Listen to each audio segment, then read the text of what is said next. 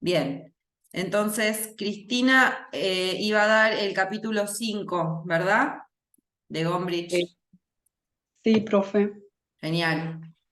Te escuchamos entonces. Profe, tengo que poner un PowerPoint porque porque es un Ahí te poquito. pongo. Ahí te pongo. Me parece que ya deberías poder compartir pantalla, ¿no quedó eso? eh, Fíjate, porque yo lo había cambiado en los settings de Zoom.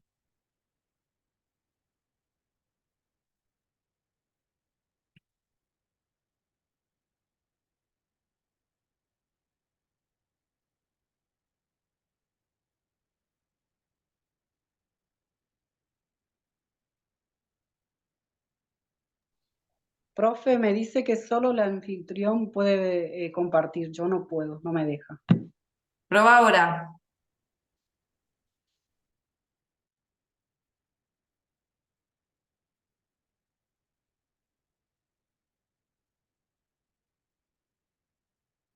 porque me acabo de chequear y toqué otra cosa, pero ya estaba puesto que cualquiera podía. Si seguís sin poder, te hago anfitriona. Ahí va.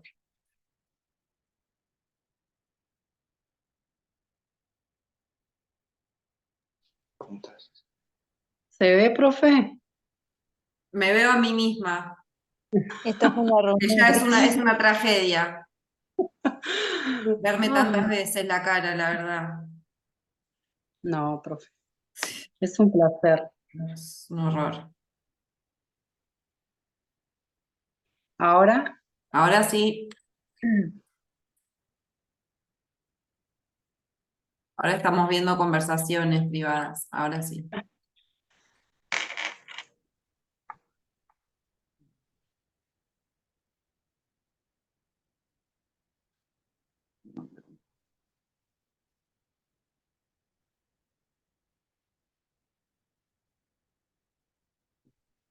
¿me escuchan bien, profe? Por la duda, que no Sí, te se escucha. escuchamos bárbaro y vemos todo bárbaro. Ah, bueno.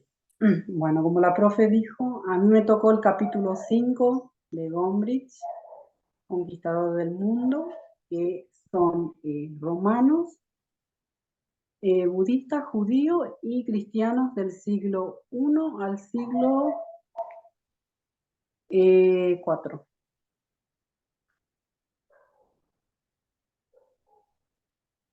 Bueno,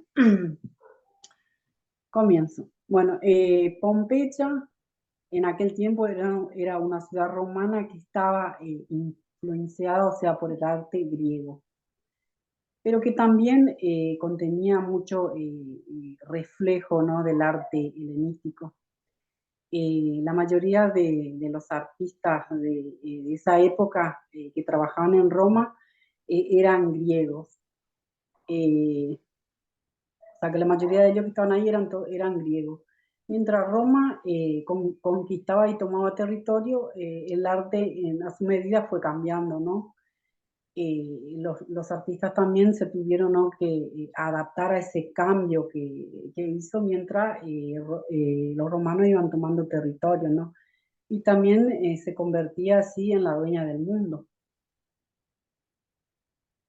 Eh, uno de los artes, ¿no?, de esa época era que los artistas como encomendaban, ¿no?, encomendaban a esos arquitectos que hagan nuevas tareas, ¿no? Como que ellos se tenían que adaptar a eso, es como que había todo un cambio.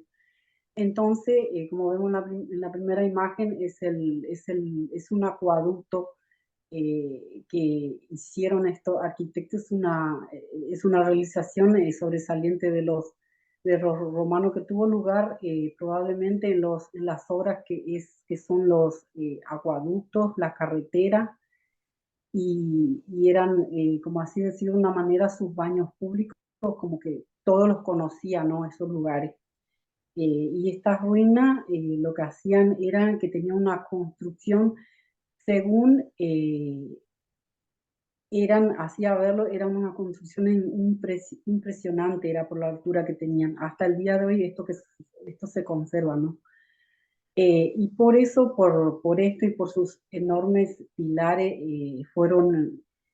que son estas ruinas, ¿no? Que hasta el día de hoy que están en efecto, lo que hicieron imposible que los siglos posteriores no olvidaran, ¿no? Aquella Roma que era una Roma como una grandeza. Por eso, como vemos a los costados, una de las más famosas de esas construcciones es el Coliseo Romano, ¿no? Que es muy característico por su admiración, ¿no? O sea, por la admiración de esa época. Es una estructura en forma de arco que tiene, como vemos ahí, como si fuese una ventana, pero son una estructura muy grande que están uno sobre las otras. Ese era el anfiteatro, que viene a ser hasta el día de hoy, que sostienen eso de alguna manera era como que hacían como que se sostienen los asientos, ¿no? Del anfiteatro, que estaban en su interior.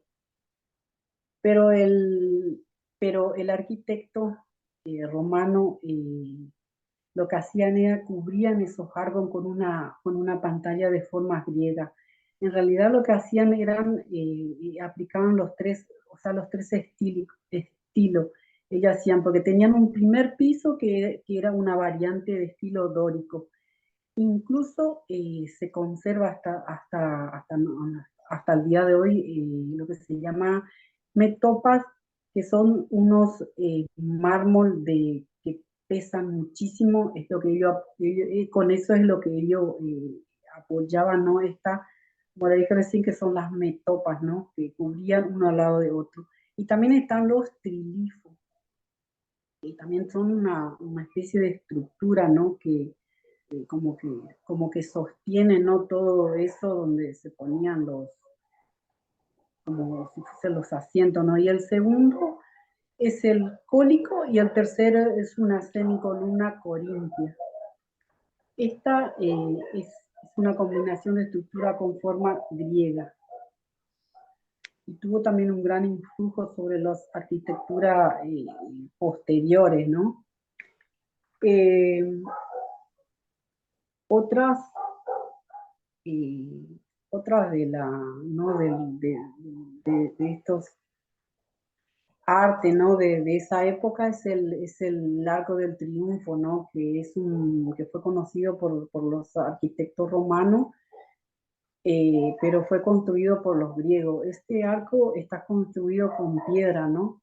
Y es un arco que representa o sea, la victoria, ¿no? De esa época, las luchas. En la parte de arriba a ver, acá, por ejemplo, en la segunda parte, porque lo puse al revés, lo que muestra son la conquista, ¿no? De una época del emperador Tiberio. Lo que hacía era que todo eso era como que se pulía, ¿no? Eran variantes, ¿no? Lo hacían en forma de mármol y todo, hacen todo como pulir y lo que representaban eran las victorias, ¿no? De las tropas germánicas sobre las tribus germanas en Renania, algo así dice, ¿no? Debe ser un lugar. Y el otro es un decorado con varios relieves de tema militar. Y después también están el despojo de las armas.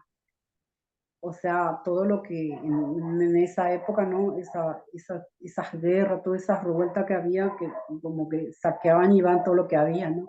Eso es lo que representa la figura. Están las batallas navales y por último está un soldado de infantería romano que está llevando como un escudo de la de, legión de Segunda de Augusta.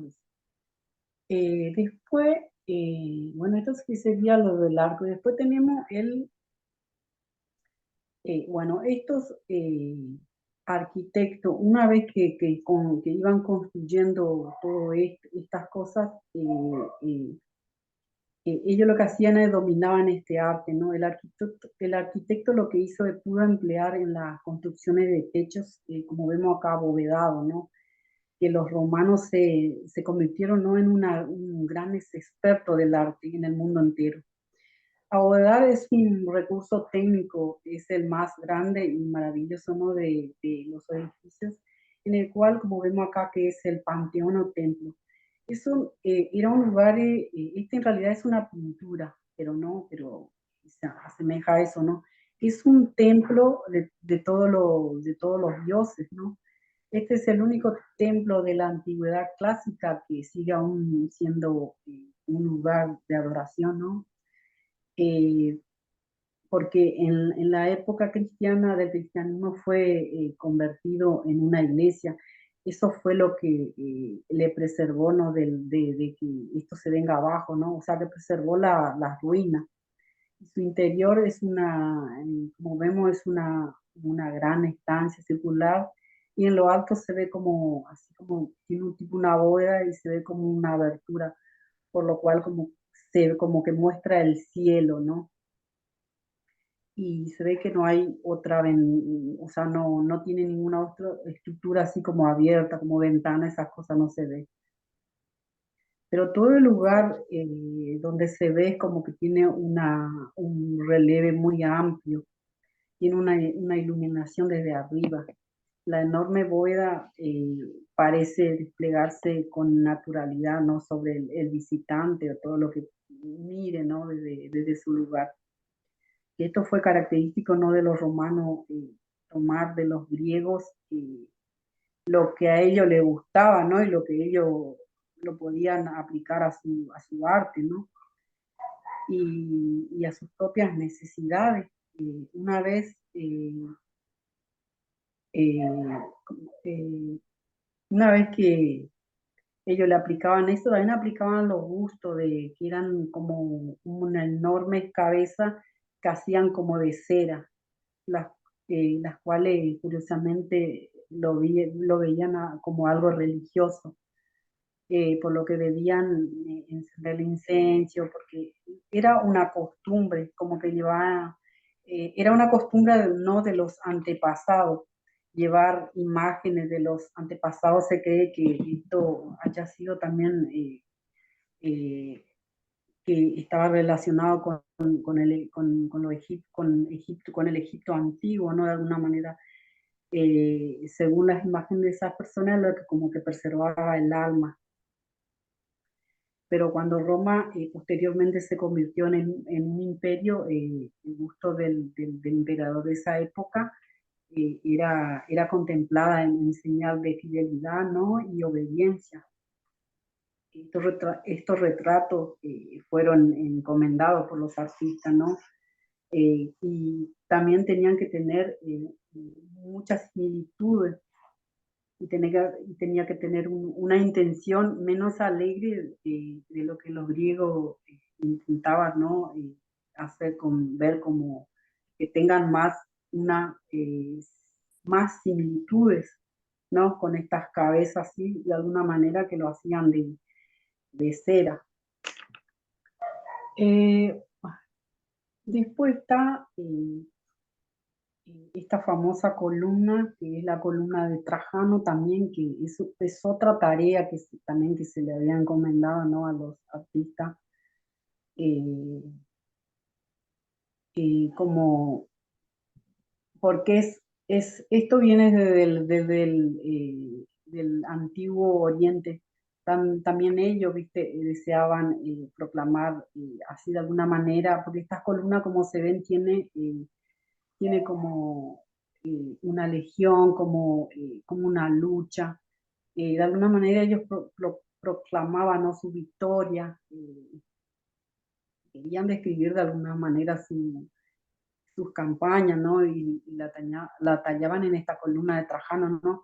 Que es una columna que adentro tiene una escalera, para así lo vemos, es como algo que como que no es grande, pero es como un mirador. Se puede, o sea, entrar adentro y podés ver, ¿viste? Porque tiene una especie de escalera, y arriba tiene anteriormente tenía como un águila y después en el siglo II un papa había mandado sacar y pusieron una estatua de un, no me acuerdo. Bueno, eh, bueno, esto como decía, que esta columna de Trajano era para mostrar en una crónica plástica, ¿no? Sus guerras y sus triunfos en la Grecia y en la romana actual, que son, ¿no? Que como le dije recién, legiones romanas que están embarcando, que tiene el dibujo, están acampando y también combatiendo con toda la habilidad, ¿no? Que conseguía durante, que también consiguió durante siglos, ¿no? De arte, este arte griego y también los romanos, ¿no? Que también sentían la necesidad de narrar estos hechos, ¿no? Todo lo que dejaban representada en su arte, hasta el arte hindú, ¿no? Fue una influencia. También fue influenciado por el arte griego y por el arte romano. Y su manera de narrar y explicar era a través de los mitos y las leyendas de aquellos tiempos.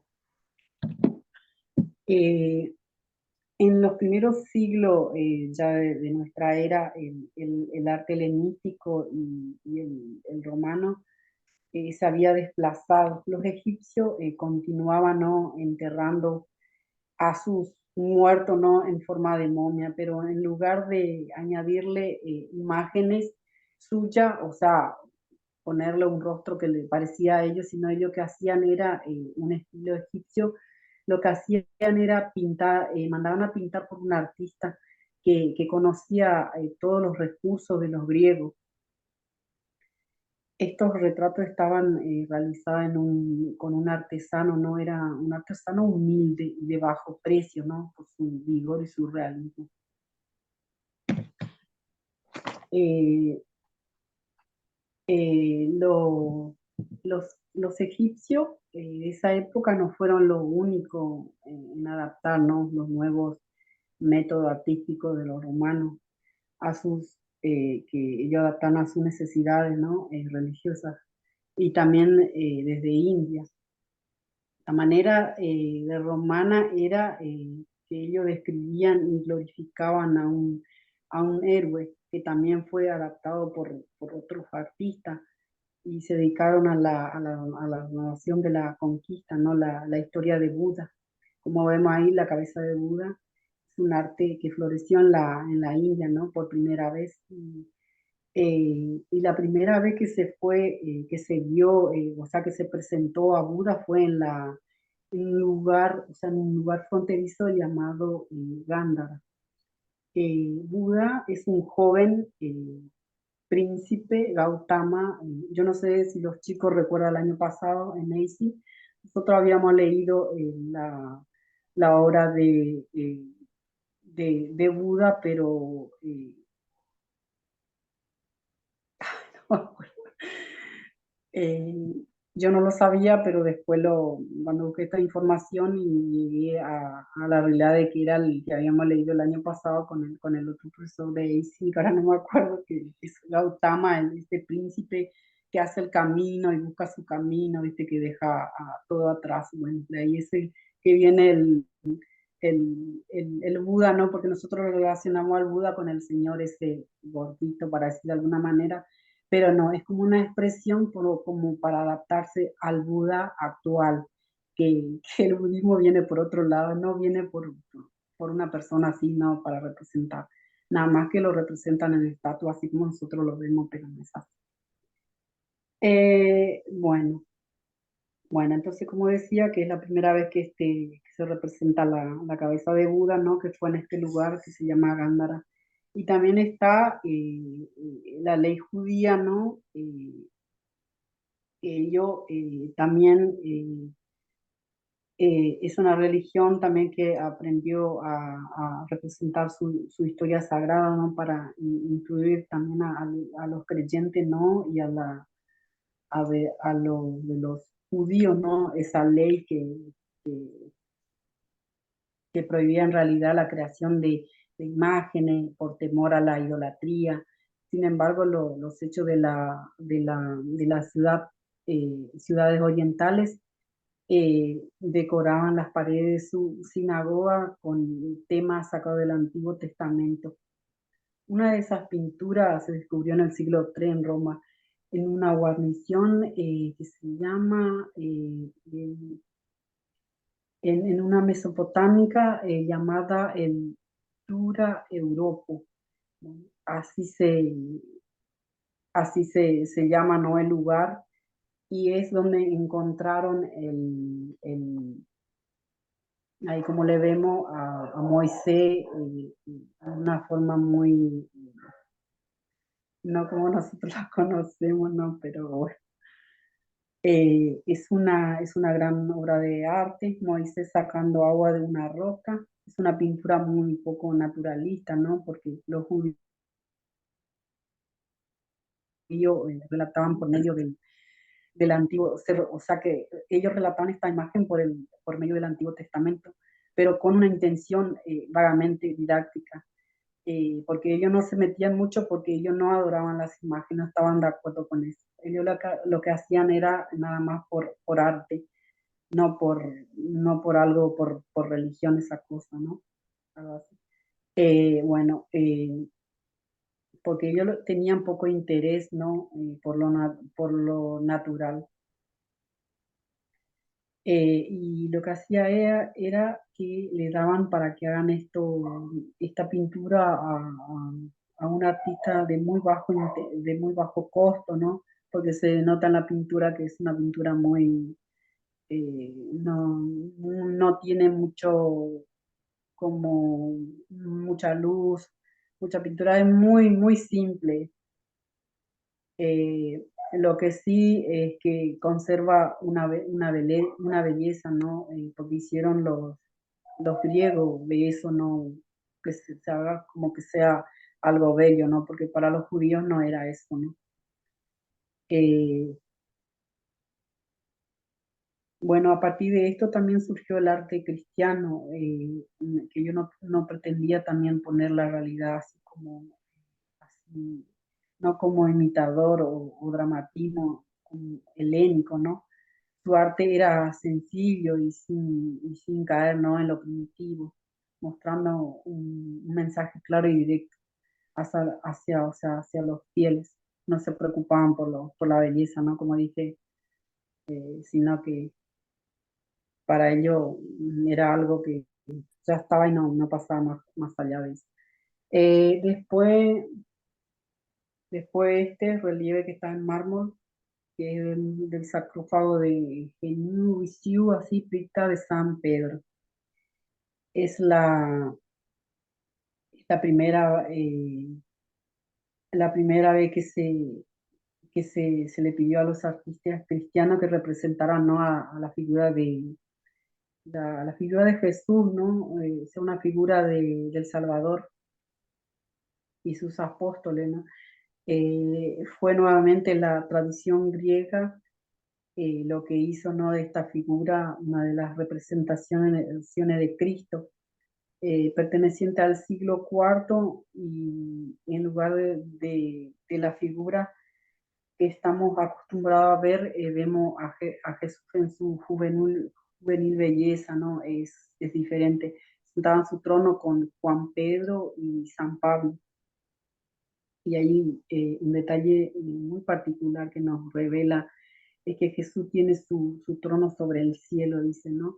Y el escultor lo que ha hecho es que sus pies descansen sobre el firmamento.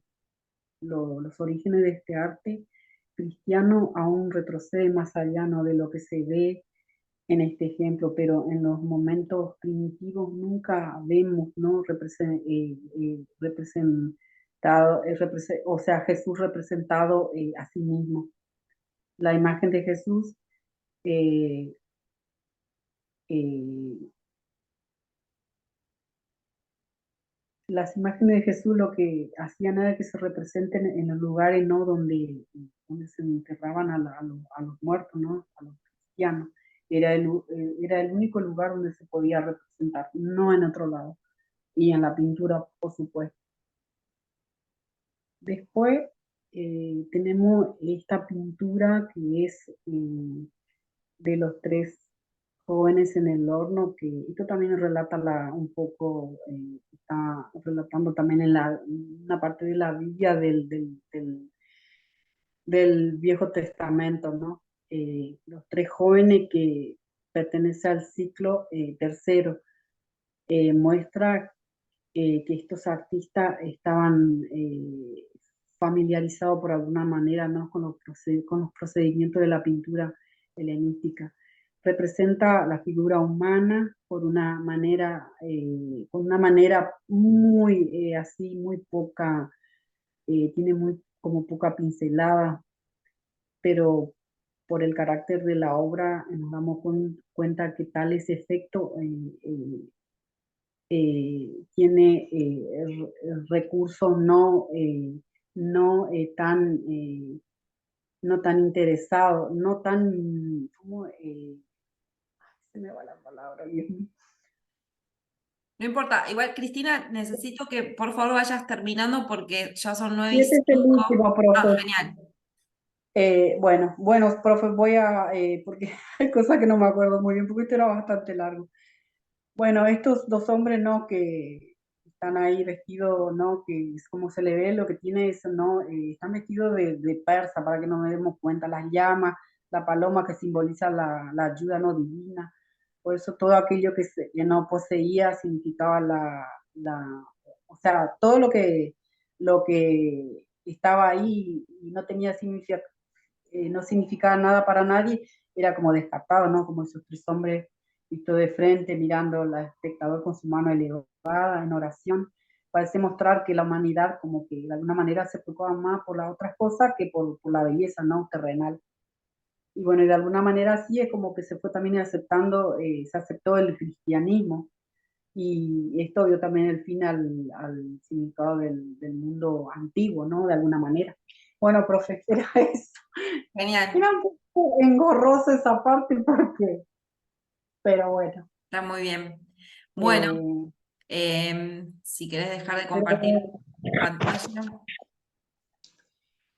pero muy, muy lindo, profe, porque por ahí le empecé a prestar mucha atención cuando leí, ¿viste? Y había muchas cosas para decir, muchos artes, muchas figuras, cómo lo hacían, qué representa. La verdad que me encantó porque me metí mucho en eso. Pero Sí, me puse se notó, las se cosas notó, se que me notó, quedaron. recuperaste las imágenes que aparecían en el texto, o sea, estuvo muy bueno el trabajo que hiciste con eso, con las imágenes y la compilación que pusiste. Em, te marcaría un par de cuestiones nada más, como somos profesores de lengua. Eh, en la primera slide, la primera parte de tu PowerPoint decía capítulo sin tilde y somos profesores de lengua. No podemos tener problemas de tildación. Después, estaría bueno que hubieras mencionado los siglos que abarcaba por si alguien no lo llegó a leer, de qué siglos al principio, decir, bueno, esto va a ir del siglo primero al cuarto, ¿sí? Después de Cristo, para que la gente se ubicara en dónde estábamos parados. Em, el tema de no confundir arte con arquitectura, si bien hay cuestiones que son medio a mitad de camino o que hayan utilizado artistas para ciertas cuestiones, como mantengamos la diferencia entre arte y arquitectura. Estuvo muy bien todo lo que mencionaste sobre los usos, o sea, de cómo todo el gran empeño de esos momentos del Imperio Romano fueron puestos en crear obras de infraestructura, no como, no tanto el capítulo no está tan centrado en el arte al principio, sino más bien, como vos muy bien mostraste, en el Coliseo, en los acueductos, ¿no? Como en todas estas grandes obras. Eh, y ser un poco más como concisa con la organización de lo que planteaste, como intentar, no sé si tanto repetir lo que dice el texto, sino sacar como las ideas principales, ¿no? Como si sos tan detallista, te va a pasar eso, que hay cosas que no te acuerdes o lo que sea, pero si vos vas como a las ideas principales, te va a ser un poco más sencillo, pero estuvo muy bien, así que gracias por eso. Nos quedan 2 minutos. quisiera entonces, mañana tenemos la exposición del capítulo 6, ¿sí? Antonella, vos habíamos hablado de lo de española, ¿sí? ¿Estás ahí, Antonella? Sí. Sí, profe, decime por fin más o menos Sí, yo si no, igual lo digo mañana, de no nos encontramos acá. Vos te conectás mañana y lo vemos con más tiempo, ¿querés? Dale, profe, así sé más o menos lo que tengo Vale, quería dejarte eso, dicho que mañana haceme acordar y lo hablamos cuando nos conectamos para poner eso en orden. Y nada, me tengo que apurar, pero bueno, mañana entonces va a exponer Débora en la mañana, ¿no? Sí, profe. Débora, listo. Mañana Sí, escuchamos mañana. Oh, a Débora con el capítulo 6, excelente. sí. Y hacemos un repasito por estos dos capítulos y también fíjense en el trabajo práctico si tienen algunas dudas sobre lo que hay que hacer o si algo no quedó claro de la consigna, ¿sí? Y mañana que tenemos más tiempo podemos como organizar toda la parte más formal o este tipo de cuestiones. ¿Alguna duda, consulta, pregunta ahora? No, profe, te agradecemos por la buena onda. ¿Estamos bien? Yo les agradezco lo mismo a ustedes. Bueno, los dejo ir porque ya tienen otra clase y no quiero que lleguen Gracias, tarde por profe. culpa mía. A mí no me usen de excusa. Bueno, genial. Nos vemos mañana entonces. Chau, chau. Buenas noches. Chao. Chao.